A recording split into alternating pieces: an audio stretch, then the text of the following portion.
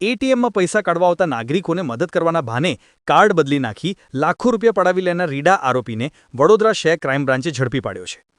આ આરોપીએ વડોદરા ઉપરાંત ભરૂચ, ડાકોર અને સુરતમાં પણ આવી જ રીતે ઠગાઈ અને ચોરી આચર્યા હતા. આરોપી પકડાતા 12 ગુનાનો ભેદ ઉકેલાઈ ગયો છે.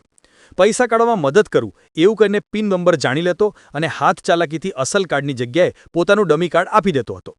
પછી પીડિત એટીએમમાંથી બહાર નીકળે કે તરત જ અસલ કાર્ડથી પૈસા ઉપાડી લેતો હતો.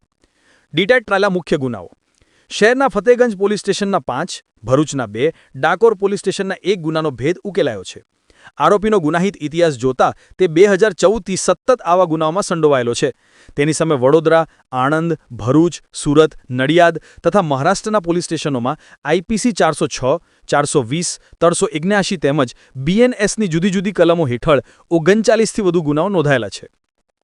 આરોપી તુષાર અનિલભાઈ કોઠારી, ઉંમર વર્ષ 36, રહે ભાઈલાલ દાદાની ચાલી, ચરોતર બેંક પાસે આણંદ, મૂળ રહે હાથીપોળ, રાજમહેલ રોડ, વડોદરા છે.